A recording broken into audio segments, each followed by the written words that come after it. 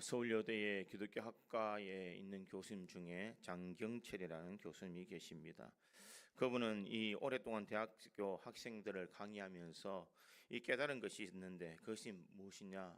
처음 수업을 시작할 때에 교수와 눈을 마주치지 않는 학생들은 그 학기 동안 예외 없이 수업 시간에 딴짓을 하거나 이 집중을 하지 못한다라는 것입니다. 이것을 볼 때에 저하고 눈을 마주치지 못하는 사람은 아마 딴 곳에 생각을 하지 않을까 생각해 보게 됩니다. 그러면서 이분이 이렇게 이야기를 합니다. 태도, 자세가 참 중요하다. 예를 들면 비가 내릴 때에 이 컵을 엎어 놓으면 아무리 많은 비가 흘러들어도 그 컵에는 물 한 방울도 받을 수가 없다. 컵을 바르게 세워놓을 때에는 자연적으로 비가 내려서 그것에 물이 가득 차고 넘칠 수 있다. 이렇게 이야기를 합니다. 그러면서 자세의 문제, 태도의 문제가 얼마나 중요한지를 이야기합니다. 이것을 교회에 적용해 보면 우리들도 은혜를 받을 때에 무엇이 중요한가? 하나님의 은혜는 지금도 폭포수와 같이 우리들에게 내리는 줄 믿습니다. 문제는 내 마음의 준비가 되어 있는가? 내가 그것을 받을 준비가 되어 있는가? 이것이 중요하다라는 것입니다.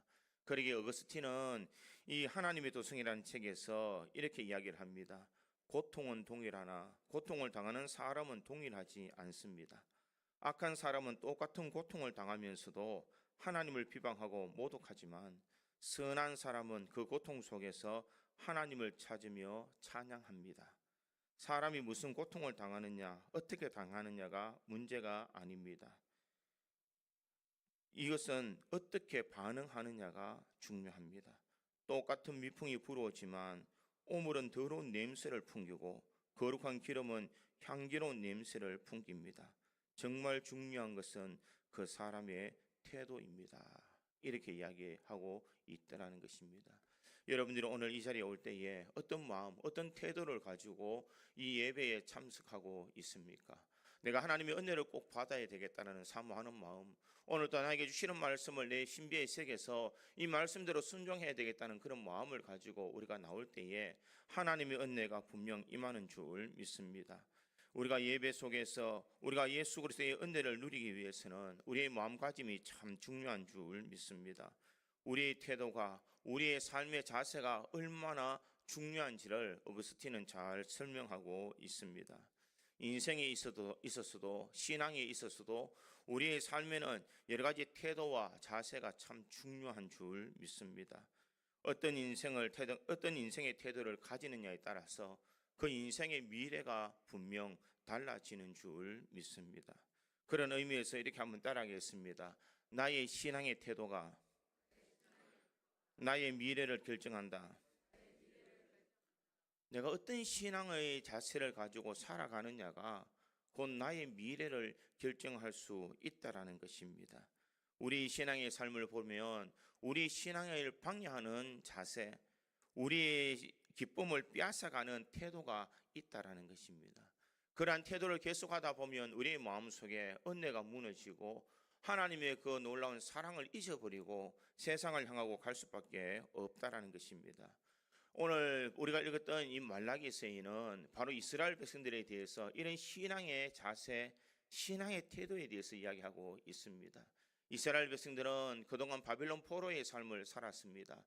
그들은 수많은 숨막히는 삶 가운데서 70년 동안 포로의 삶을 살았는데 그들의 마음속에 항상 가졌던 마음이 무엇이었을까? 그들의 마음속에는 하나님이 왜 우리를 구원해 주지 아니하신가?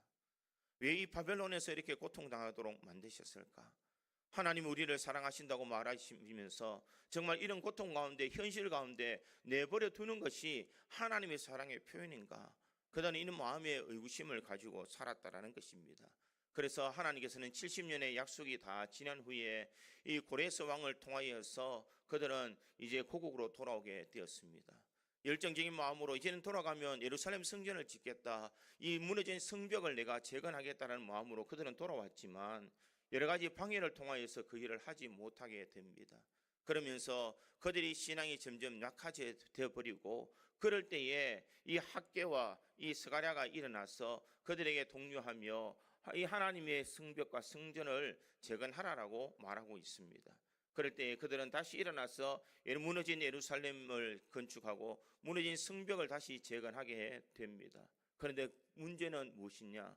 그 뒤에 그들이 가졌던 이제 형식적인 예루살렘 성벽은 건축되었지만 그들의 마음에 있는 성전은 무너져 버리고 말더라는 것입니다. 결국 그들의 신앙은 형식화되어 버리고 구원에 대한 감격과 하나님이 베푸신 그 은혜를 잊어버리며 살아가게 되더라는 것입니다. 타성에 젖어서 하나님 앞에 제사 드리는 것도 그저 하나의 형식적으로 제사를 드리고, 그들은 기도할 때도 하나의 형식적으로 하나님 앞에 이 제사를 드리게 되더라는 것입니다. 그들에게는 감격도 은혜도 주의 놀라운 그 사랑도 그들은 알지 못하더라는 것입니다. 그들의 인생의 목표는 꺾여버렸고 그들은 몸부림치며 살아가야 될 처절한 신앙의 삶에서 이제는 벗어나서 자유롭게 신앙생활을 하면서 그들이 즐길 것을 즐기고 그들은 누릴 것을 누리면서 편안한 삶을 살아가고자 하는 것이 이스라엘 백성, 유다 백성들의 모습이더라는 것입니다. 이러한 시대에 말라기가 일어나서 그들을 향하여서 다시 격려하고 있습니다. 너희들이 형식적인 신앙의 자세를 벗어버리고 올바른 마음으로 하나님을 섬겨라 라는 것을 말하고 있습니다. 너희 속에 가득한 그 불만을 벗어버리고 하나님을 향한 진실된 마음을 가지고 신앙의 길을 달려가라 라고 그렇게 말하고 있습니다. 저는 오늘 그래서 이 본문의 말씀을 통하여서 우리가 버려야 될 형식적인 이 신앙은 어떤 것일까? 형식적인 신앙을 어떻게 깨뜨려야 우리 신앙을 바르게 살아갈 수 있는지를 한번 생각해 보므로 우리 믿음의 성도들이 이 한 해 살아갈 때에 우리가 형식적인 신앙의 자세를 다 던져버리고 우리가 올바른 믿음의 자세로 하나님을 섬김으로 하나님께서 베풀으시는 크고 놀라운 은혜를 경험하며 살아가는 저와 여러분이 되기를 간절히 소망합니다. 첫째로 형식적인 신앙을 깨뜨리려면 나를 통한 하나님의 목적을 분명히 알아야 됩니다. 이스라엘 백성들이 이 바벨론의 포로의 삶을 살아갔을 때에 그들은 하나님의 마음을 이해하지 못했다라는 것입니다. 70년간의 포로의 삶을 살아가면서 그들은 원망했고 불평했습니다. 왜 나에게 이런 고통을 주고 내가 기도하는데도 왜 응답되지 않고 왜 내가 고국에 들어가서 내가 평안한 삶을 누리지 못하도록 왜 하나님께서는 이렇게 우리에게 어려움을 주실까? 정말 하나님께서 살아계신다면 나에게 이런 고난을 주실까? 그들은 그들의 마음속에 이런 낙심의 마음, 좌절의 마음을 가지고 살더라는 것입니다. 하나님께서 살아계셨더라면 내가 이런 고난과 역경을 당하지 아니할 터인데 라는 이런 불만의 마음을 가지고 있었다는 것입니다. 그런데 70년의 세월이 다 지나고 하나님께서는 이스라엘 백성들을 통하여서 고국으로 돌아가게 됩니다. 학개와 스가랴와 또 느헤미야를 통하여서 예루살렘 성전과 이 성벽을 건축할 수 있도록 하나님께서 은혜를 베풀어 주셨는데 그들은 조그만 환난 속에서 자신의 신앙이 무너지고 말더라는 것입니다. 그때 학개와 스가랴가 이렇게 말합니다. 너희 소위를 살펴보라. 너희가 자기 집을 지으려고 바쁘고 하나님의 성전을 피폐한 상태로 방치하느냐라고 말합니다. 16년 동안 그들은 성전을 건축하는 이 모든 것을 다 내려놓고 그들은 자신이 살아가는 집, 자신이 살아가야 될 편벽한 집만 그들은 건축하고 있더라는 것입니다. 그런데 다시 학개와 느헤미야와 또 스가랴의 격려로 그들은 이 모든 건축을 마무리했지만 이제 그들에게 더 심각한 문제는 바로 믿음이 식어져 버렸다라는 것입니다. 형식적인 제사요, 그들이 드리는 그 모든 예배는 진심이 없는 예배요, 하나님께서 기뻐하시는 예배를 드리지 못하더라라는 것입니다. 그러기에 이 말라기는 이러한 시대의 상황을 바라보면서 신앙의 회복을 지금 구하고 있습니다. 예배의 회복을 구하고 있으며 내진이 습관적으로 변해버렸던 그 종교 생활을 벗어버리고 온전한 마음으로 하나님을 섬겨야 됨을 말하고 있습니다. 하나님께서 너희를 구원하여 주시고 택한 백성으로 삼아 주신 것은 그에 합당한 목적이 있다라는 것입니다. 왜 그렇게 고통을 당하도록 하셨을까? 이스라엘 백성들을 하여금 그들이 돌이키고 하나님 앞에 돌아와서 참된 마음으로 예배하며 참된 하나님의 은혜를 받으라고 그들에게 올바른 신앙의 삶을 살도록 하나님께서는 그들에게 징계의 채찍을 내렸지만 이스라엘 백성들은 편안해져 버리니까 하나님의 그 의도와 목적을 잃어버리더라는 것입니다. 형식적인 신앙은 어디서 올까?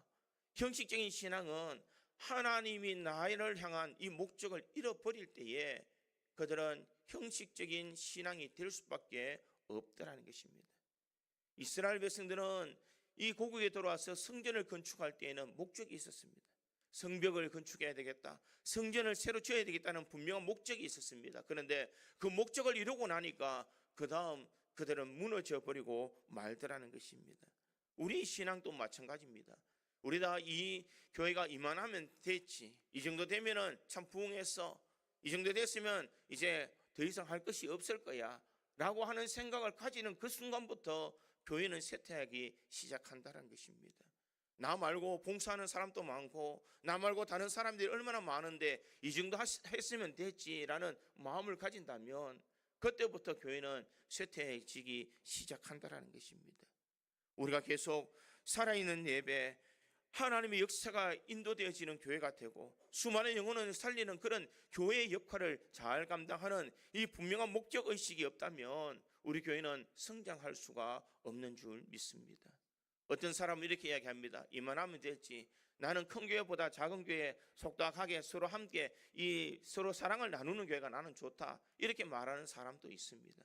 그는 모르는 말씀입니다. 하나님의 나라는 부흥되기를 원하고 하나님의 나라는 땅끝까지 이르러 정인된 삶을 살아가는 길을 원하는 것이 우리 주님의 마음인 줄 믿습니다. 그런데 우리는 스스로 자족하며 만족하며 이것이 안주해버리며 우리가 드리는 예배가 형식적인 예배가 되어버릴 때에 그것은 주님께서 기뻐하시는 삶이 아니라는 것입니다. 그러게 하나님께서는 말라기를 들어서 말라기에게 이렇게 이야기를 합니다. 오늘 보면 1절은 이렇게 시작을 합니다. 여호와께서 말라기를 통하여 이스라엘에게 말씀하신 경고라. 여기서 경고라는 그 원어의 뜻은 짐, 부담이라는 그런 뜻입니다. 여호와께서 말라기에게 이스라엘에게 말씀하실 부담을 주었다. 네가 해야 될 그 부담, 이 영적인 부담을 가지고 너는 이스라엘 백성들을 향하여서 외치라라는 것을 말하고 있습니다. 이 말라기가 이스라엘 백성들을 향하여서 그들 어떤 부담을 가졌는가? 이스라엘 백성들을 다시 한 번 더 형식적인 신앙에서 벗어나서 진실된 마음으로 하나님을 섬기도록 네가 외쳐라. 하나님이 너희들을 얼마나 사랑하는지를, 하나님이 얼마나 너희를 보호해 주는 것을, 하나님께서 너희들에게 얼마나 많은 것으로 채워주신 것을 이스라엘 백성들이 알도록 너는 부담을 가지고 이 복음을 이 이스라엘 백성들에게 증거하라라는 것을 말하고 있습니다. 말라기의 소명은 이 거룩한 부담을 가지고 이스라엘 백성들을 향하여서 하나님의 진실된 마음을 전하는 것이 말라기의 목적이었습니다. 그렇다면 이 시대를 살아가고 있는 우리의 목표는 무엇이겠습니까? 우리의 목표가 없이 교회를 다닌다면 우리는 형식적인 예배에 빠질 수밖에 없습니다. 내가 이곳에 와서 하나님의 은혜를 사모하는 마음으로 달려오고 내가 이곳에 와서 하나님의 은혜를 통하여서 내가 구원의 은혜를 받았다면 나는 분명한 목적을 가지고 주를 위해서 헌신하며 하나님의 나라를 위해서 충성을 다하며 아직까지 주님을 모르는 사람들에게 복음을 전하는 이 사명을 우리들이 가져야 된다는 것입니다. 이런 목적의식 없이 우리는 살아간다면 우리는 형식적인 이 신앙에 빠지고 만다라는 것입니다. 사랑하는 성도 여러분, 나에게는 이런 거룩한 부담감이 있습니까? 정말 내 가족을 위해서 내가 정말 안타까워하는 마음을 가지고 내가 부담을 가지고 정말 자녀들을 위해서 형제 자매들을 위해서 내가 눈물 나면서 기도하는 그런 부담이 나에게 있느냐는 것입니다. 주의 몸된 교회를 위해서 이 교회에 내가 충성할 것이 무엇인지를 생각하며 나에게 거룩한 부담을 가지고 내가 주를 위해서 힘들지만 충성을 다하고자 하는 이 거룩한 부담감이 나에게는 있느냐는 것입니다. 세상이 타락해져가고 세상에 문제가 일어나는 이 시대를 바라보면서 내가 기도의 자리에 있어야 된다는 이 부담감이 우리 속에 있느냐라는 것입니다. 사랑하는 성도 여러분, 지금 너무 편안하게 우리가 신앙생활을 한다면 우리는 형식주의에 빠질 수밖에 없습니다. 여러분들이 오늘 이 자리에 나와서 하나님 앞에 예배 드릴 때에 우리가 어떤 마음으로 이 자리에 오느냐가 참 중요하다는 것입니다. 아무 생각 없이 주일이니까 그저 교회당에 가야지, 예배당에 가서 그냥 예배 드려야지, 우리가 막연한 생각을 가지고 이 자리에 왔다면 우리는 이 예배가 하나님이 기뻐하시는 예배가 아니라는 것입니다. 오늘 이 자리에 와서 하나님 앞에 감사의 예배를 드리며 영광의 예배를 드리며 주님이 주실 은혜를 사모하는 마음으로, 주님께 감사하는 마음으로 그 감격을 가지고 오늘 이 자리에 나와서 주님 앞에 예배하는 것이 얼마나 중요한지, 그것이 우리의 목표가 되어야 될 줄 믿습니다. 사람들은 삶의 목적 없이 살아가는 사람들이 얼마나 많이 있습니까? 세상 사람들을 향해서 왜 사느냐고 물으면 사람들은 죽지 못해 산다, 이렇게 이야기를 합니다. 이것이 무엇이냐? 목표 없이 살아간다는 것입니다.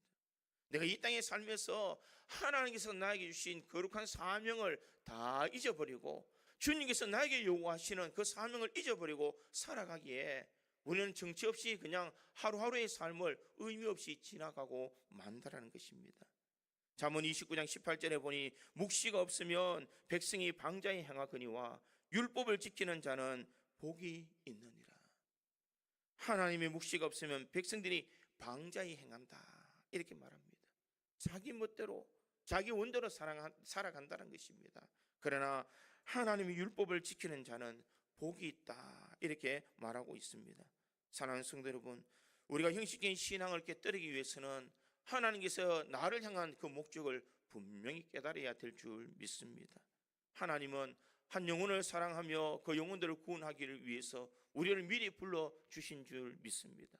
우리가 문제된 자로서 하나님께서 우리에게 맡겨진 사명이 있는 줄 믿습니다. 각양 은사에 따라서 그 목적에 따라서 하나님은 우리에게 시기적절한 그런 일들을 다 맡겨주셨습니다. 연세가 연로하신 분들은 하나님께서는 기도의 사명을 주셨을 것이요, 젊은 분들은 회사에 나가서 일을 하면서도 내가 세상의 빛과 소금의 역할을 감당하는 사명을 주셨을 것이요, 아직까지 우리 주변에 주님을 모르는 사람들이 있다면 그 사람들에게 가서 복음을 전하는 사명을 우리에게 주신 줄 믿습니다. 우리 가정을 믿음의 가정으로 세울 수 있는 사명을 나에게 주셨고, 주의 몸된 교회를 충성을 다하며 이 교회를 위해서, 하나님의 이 교회를 위해서 내가 충성하며 헌신할 수 있는 이 직분을 우리에게 다 허락해 주신 줄 믿습니다. 이것에 대해서 우리가 감사하고 이것에 대해서 우리가 하나님 앞에 충성을 다할 때에 우리는 형식주의적인 신앙에서 벗어날 수가 있는 줄 믿습니다. 목적이 없으면 우리는 그저 이 자리에 오는 것이 아무런 의미 없이 이 자리에 오게 된다는 것입니다. 말씀을 들어도 나에게 깨달음이 없고, 말씀이 들어도 은혜의 감격이 없는 것은 내 신앙의 태도의 문제요, 내 자세의 문제라는 것을 잊지 말아야 됩니다. 정말 사모하는 마음으로, 정말 주님의 은혜를 기억하며 내가 감격하며 감사하며 주님 앞에 나올 때에 주님께서 역사해 주시는 그 놀라운 은혜가 반드시 우리에게 역사되어지는 줄 믿습니다. 물이 고여 있으면 섞기 마련입니다. 물은 계속해서 흘러가야 이 물은 생명력이 있는 물이 될 수가 있는 줄 믿습니다. 교회가 마찬가지입니다. 우리 성도의 삶이 마찬가지입니다. 나의 신앙이 고여 있으면 썩어질 수밖에 없습니다. 그러기에 내가 다시 생명이 있는 그런 신앙의 삶을 살아가기 위해서는 형식적인 신앙을 깨뜨리고 우리가 살아있는 예배, 살아있는 은혜, 살아있는 신앙의 삶을 잘 살아가야 될 줄 믿습니다. 하나님이 주신 사명이 무엇인지, 하나님께서 이 시대에 나에게 맡겨주신 일이 무엇인지를 늘 생각하며 우리가 그 일을 감당할 수 있도록 우리가 노력해야 될 줄 믿습니다. 목사는 목사의 사명이 있고, 장로는 장로의 사명이 있으며, 집사는 집사의 사명이 있고, 권사는 권사의 사명이 있는 줄 믿습니다.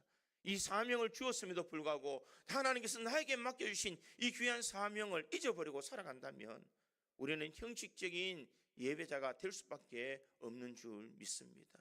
오늘도 나에게 주신 그 주님의 그 사명이 무엇인지를 분명히 깨달아서 이 시대에 하나님이 기뻐하시는 거룩한 삶을 통하여서 우리가 형식적인 신앙을 깨뜨리고 바른 믿음, 바른 신앙의 삶을 살아갈 수 있는 저와 여러분이 되기를 주님의 이름으로 축원드립니다.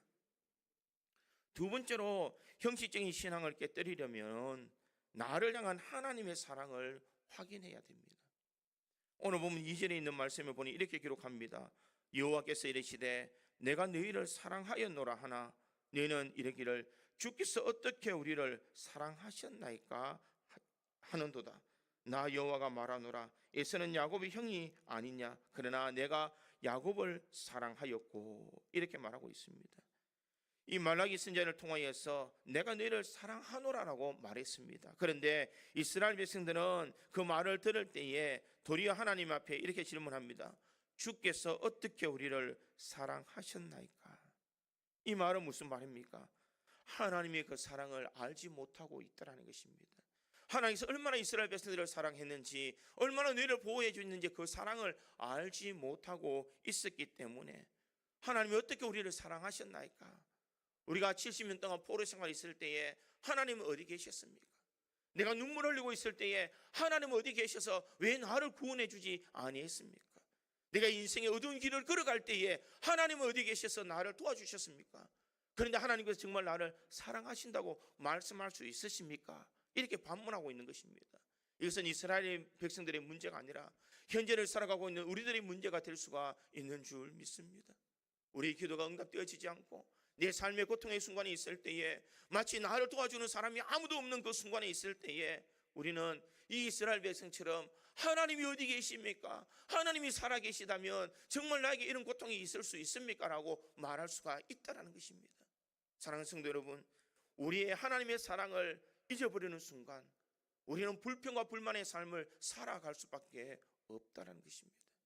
하나님은 여전히 우리를 사랑해 주시고 하나님은 여전히 우리 곁에 계시는데, 내가 주의 품을 떠나고 내가 세상을 향하여 눈길을 돌렸지만 그것을 깨닫지 못하고 하나님을 원망하고 있는 이스라엘의 이 얄팍한 신앙의 모습을 볼 수가 있다는 것입니다.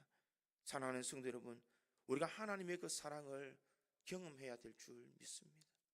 어떠한 순간에도 하나님은 나를 사랑하고 있다는 것, 어떤 순간에도 하나님은 나를 놓치지 않는다는 이 분명하고 확고한 사랑이 내 속에 있어야 형식적인 신앙의 삶에서 벗어날 수가 있는 줄 믿습니다. 하나님이 정말 살아계실까? 하나님 정말 나를 사랑한다고 말하는데 정말 왜 이곳에 나에게는 이런 어려움만 있을까? 우리가 하나님의 그 사랑을 보지 못하고 문제만 바라보고 현실의 어려움만 바라보면 원망과 불평밖에 일어나지 않는다는 것입니다. 형식적인 신앙에 빠지는 이유는 주님의 그 사랑, 내가 너희를 사랑한다는 주님의 그 메시지를 듣지 못하기 때문이라는 것입니다. 이스라엘 백성들을 향해서 끊임없이 주님은 사랑한다라고 말했습니다. 내 백성을 사랑한다라고 말합니다. 내가 물 가운데 지날지라도 물이 너를 침몰치 못할 것이요 네가 불 가운데 지날지라도 불꽃이 너를 사르지도 못하도록 내가 지켜주겠다라는 그 하나님의 약속의 메시지를 이스라엘 백성들은 마음속에 느끼지 못하고 있다는 것입니다. 우리 인생도 하나님의 사랑을 내 마음속에 느끼지 못한다면 우리는 형식적인 신앙의 삶을 살아갈 수밖에 없는 줄 믿습니다. 이스라엘 백성들이 그렇게 불신하는 하나님의 사랑을 하나님은 다시 한 번 더 확인시켜 주시기 위해서 오늘 보면 2절 하반절은 이렇게 이야기합니다.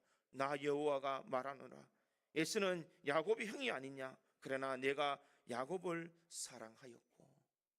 지금 이 말은 무슨 말입니까? 내가 너희를 사랑했다. 에서는 야곱이 형이 아니냐? 장자가 받아야 될 복이 있고 장자가 누려야 될 복이 있지만 나는 이 에서를 사랑한 것이 아니라 야곱을 사랑했다. 세상적인 조건이 아니라 세상적인 어떠한 것들이 아니라 나는 네가 태중에 있을 그때에 내가 너를 선택했다, 이렇게 말하고 있습니다. 하나님 우리를 언제부터 사랑하셨을까? 우리가 이 땅에 나오기 창세 전부터 우리를 지명하여 불러주셔서 하나님의 자녀 삼아주시며 우리에게 사랑을 베풀어 주신 하나님의 은혜인 줄 믿습니다. 세상적으로 보면은 장남이 사랑을 받는 것이 더 맞을 수도 있습니다. 어떻게 보면은 하나님께서는 이스라엘 백성들을 사랑하시는 것이 어떻게 보면 부당할 수도 있습니다. 여러분, 우리가 예수의 입장이라면 얼마나 부당합니까? 내가 장자로 태어났고 내가 복을 누릴 수 있는 사람으로 태어났는데 왜 하나님은 나를 사랑해 주지 않습니까? 왜 야곱만 사랑하십니까? 라고 말할 수 있지 않습니까? 그런데 이것은 누구의 권한이냐? 하나님의 절대적인 주권이라는 것입니다. 토기장이가 똑같은 흙을 빚어서 똑같은 그릇을 만들지만 어떤 그릇은 귀히 쓸 그릇으로 만들고 어떤 쓸 그릇은 천하게 쓸 그릇으로 만든다는 것입니다. 그 만드는 권리는 누구에게 있느냐? 토기장이에게 있다라는 것입니다. 역시 하나님께서도 마찬가지로 하나님께서 사랑하는 사람, 사랑받지 못하는 사람의 그 기준은 누구인가? 하나님에게 있다는 것입니다. 여러분, 저도 마찬가지지 않습니까? 저도 여러분들을 볼 때에 사랑이 더 많은 사람이 있는가 하면 미워하는 사람도 있을 수도 있습니다. 똑같은 자녀를 키워도 정이 더 많은 자녀가 있고 가지 않는 자녀가 있습니다. 그게 누구의 고난이냐? 내 마음이라는 것입니다. 하나님께서 이스라엘 백성들을 향하여서 내가 에서를 사랑하지 아니하고 내가 야곱을 사랑했다. 내가 너희를 얼마나 많이 사랑했는지를 이제야 아느냐라는 것을 말하고 있습니다. 신앙생활의 가장 기본은 무엇일까? 하나님께서 나를 사랑하신다는 것에부터 우리 신앙은 시작이 됩니다. 사형리의 이 원리가 무엇입니까? 하나님은 당신을 사랑하시며 당신을 위한 놀라운 계획을 가지고 계십니다. 사형리의 첫 번째 질문이 바로 이것입니다. 하나님은 우리를 사랑하시고 우리를 위한 놀라운 계획을 가지고 계십니다. 이렇게 말하고 있습니다. 하나님은 우리를 사랑하셨기에 놀라운 계획을 통하여서 예수 그리스도를 이 땅에 보내주셨습니다. 그 예수님의 십자가의 은혜를 통하여서 우리를 구원의 은혜를 베풀어 주시고 하나님께서 우리를 사랑하는 그 사랑의 확증을 하기 위해서 우리가 아직 죄인 되었을 때에 주님께서 우리를 사랑하셔서 독생자 예수를 보내주시고 우리에게 구원의 은혜를 베풀어 주셨다는 것입니다. 우리를 얼마나 사랑하셨을까? 독생자 예수를 죽이기까지 우리를 사랑해 주셨다는 것입니다. 그런데 그 사랑을 알지 못하고 그 은혜를 알지 못하고 우리는 하나님을 향해서 조그만 고통 순간에도 우리는 왜 나를 사랑해 주지 않습니까? 라고 반문한다는 것입니다. 왜 하나님께서는 나를 잊어버렸느냐고 말하고 있다는 것입니다. 사랑하는 아들까지 희생시키기까지 우리를 사랑해 주셨는데 우리는 그 하나님의 그 사랑을 보지도 못하고 알지도 못하고 원망부터 어리석은 우리의 인생이다라는 것을 우리는 깨달아야 될 줄 믿습니다. 주님의 그 사랑을 깨닫는 사람은 형식적인 신앙으로 주님 앞에 나오지 않습니다. 진실된 마음으로 나를 위해서 독생자 예수를 아낌없이 보내주시고 그 예수님께서 나를 위해 십자가의 고난을 당하신 그 놀라운 은혜를 나를 사랑해 주셨기 때문에 이 고난을 당하셨다는 것을 아는 사람은 오늘 이 자리가 감격의 자리요 은혜의 자리요 주의 복의 자리인 줄 믿습니다. 여러분들이 이 하나님의 사랑을 마음껏 경험할 수 있기를 간절히 소망합니다. 누가 나의 대신 자신의 생명을 던지기까지 우리를 사랑해 줄 수가 있겠습니까? 우리 주님이 우리를 사랑해 주셨어. 그 은혜를 베풀어 주셨기에 우리는 오늘 이 자리에 설 수 있는 줄 믿습니다. 제발 우리가 이 시간 예배를 드리고 올 때에 주님께서 나를 얼마나 사랑해 주셨는지, 나에게 십자가의 고난을 당하시기까지 우리를 사랑해 주셨다는 이 사랑의 마음을 가지고 이 자리에 달려올 수 있기를 간절히 소망합니다. 그럴 때에 우리의 신앙은 형식적인 신앙이 아니라 주님께서 베푸신 그 사랑에 감격하여서 오늘 이 자리가 은혜의 시간이 될 수가 있는 줄 믿습니다. 창세전에 나 같은 사람을 사랑하여 주시고 하나님의 놀라운 계획을 통하여서 예수님을 보내주심으로 우리에게 구원의 은혜, 사죄의 은총을 통하여서 하나님의 백성으로 삼아주시고 천국 백성으로 살아갈 수 있는 은혜를 주신 것은 세상의 그 어떤 조건이 아닌 주님이 우리를 사랑하셨기 때문인 줄 믿습니다. 오늘 형식적인 신앙을 깨뜨리기 위해서 하나님의 사랑을 다시 한 번 더 경험할 수 있는 우리 구지장로교회 모든 성도들이 되기를 주님의 이름으로 축원드립니다. 세 번째로 이 형식적인 신앙을 깨뜨리려면 영적인 목마름을 가져야 됩니다. 오늘 본문 6절과 7절에 보니 이렇게 기록합니다. 내 이름을 멸시하는 제사장들아, 나 만군의 여호와가 너에게 이르기를 아들은 그 아버지를 종은 그 주인을 공경하나니 내가 아버지일진데 나를 공경함이 어디 있느냐? 내가 주인일진데 나를 두려움이 어디 있느냐? 하나 너희는 이르기를 우리가 어떻게 주의 이름을 멸시하였나이까 하는도다. 네가 더러운 떡을 나의 제단에 드리고도 말하기를 우리가 어떻게 주를 더럽게 하였나이까 하는도다. 이는 네가 여호와의 식탁을 경멸히 여길 것이라 말하기 때문이라. 이렇게 말하고 있습니다. 지금 이 시대의 말은 무슨 누구에게 말하고 있느냐? 종교 지도자들에게, 제사장들에게 주신 말씀이라는 것입니다. 내 이름을 멸시하는 제사장들아, 내 이름을 멸시하는 제사장들아라고 이렇게 말하고 있습니다. 종교적으로 먼저 본을 보여야 될 너희들이 왜 하나님 앞에 제사를 드릴 때에 더러운 것을 드리고 있느냐라는 것을 말하고 있습니다. 왜 내 이름을 멸시하느냐라고 말하고 있습니다. 이 시대는 제사장에게 얘기했지만 만인 제사장의 시대를 살아가고 있는 이 시대에는 우리 모든 성도들에게 주시는 하나님의 메시지인 줄 믿습니다. 믿지 않는 사람들보다 먼저 된 우리 성도들에게 주시는 하나님의 메시지인 줄 믿습니다.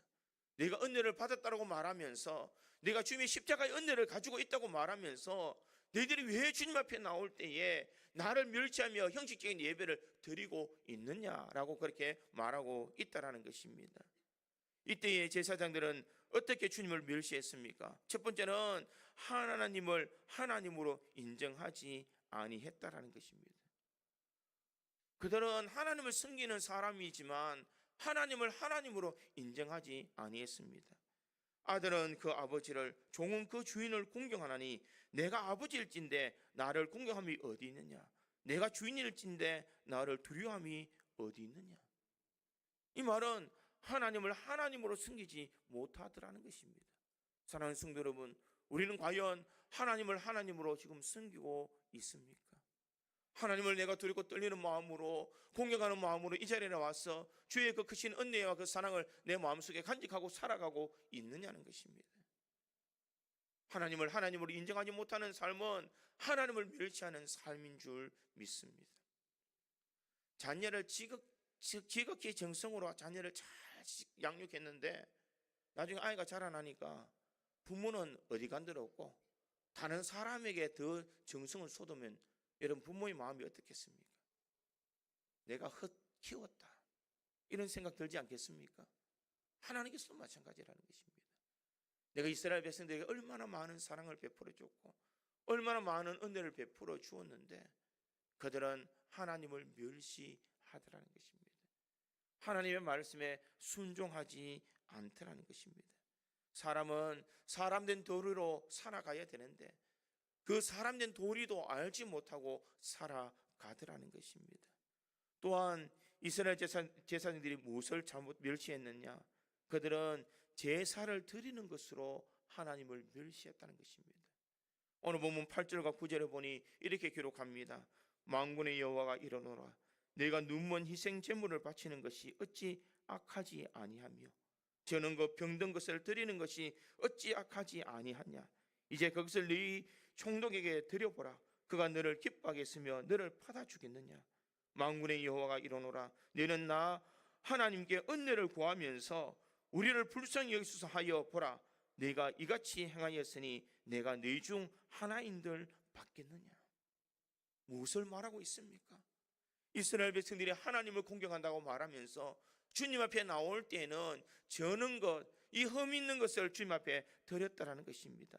눈먼 희생의 제사를 드리면서 나는 하나님 앞에 온전한 제사를 다 드렸다라고 말하더라는 것입니다. 지금 이 시대에 우리가 드린 예배에 적용해 보면 우리가 주님 앞에 나올 때에 주님을 공경하는 마음도 없이, 우리는 주님을 사랑하는 마음이 없이 그저 이 자리에 와서 시간만 때우는 그런 시간을 보낸다면 그것은 눈먼 제사를 드리는 것과 동일하다는 것입니다. 그저 와서 찝찝하니까, 사람 눈치 보이니까 내가 그래도 이 교회 직분자인데 내가 예배는 안 드릴 수 없고 예배 마치면 바로 집에 가야지 와서 앉아있지만 온 정신은 다른 곳에 팔려가 있다라면 하나님 앞에 드리는 제사가 눈먼 제사가 될 수밖에 없다라는 것입니다. 하나님 앞에 은혜를 구하면서 우리가 이 은혜를 정말 받아 누릴 수가 있느냐는 것입니다. 우리는 하나님 앞에 온전한 예배를 드리지도 못하면서 우리는 은혜 받기를 원하며 복 받기를 원한다는 것입니다. 하나님께서 과연 그것을 너희에게 주겠느냐는 것입니다. 사랑하는 성도 여러분, 우리가 형식적인 이 예배를 벌써 던지지 않고서는 하나님의 은혜도 하나님의 복도 받아 누릴 수가 없다는 것입니다. 왜 우리의 마음속에 언제부터인가 우리가 하나님 앞에 예배 드리는 것에 대한 사모함이 없어져 버리느냐는 것입니다. 주님 주신 은혜에 대한 그 사모함을 우리는 왜 저버리고 있느냐는 것입니다. 하나님의 은혜와 하나님의 그 사모하심을 우리의 마음속에 간직할 수 있기를 간절히 소망합니다. 그래야 하나님의 은혜를 우리가 누릴 수가 있는 줄 믿습니다. 사랑하는 성도 여러분, 우리에게 목마름, 갈급함이 없으면 하나님의 은혜를 구할 수가 없는 줄 믿습니다. 미지근한 신앙을 가지고 우리가 하나님의 은혜를 어떻게 구할 수가 있겠느냐는 것입니다.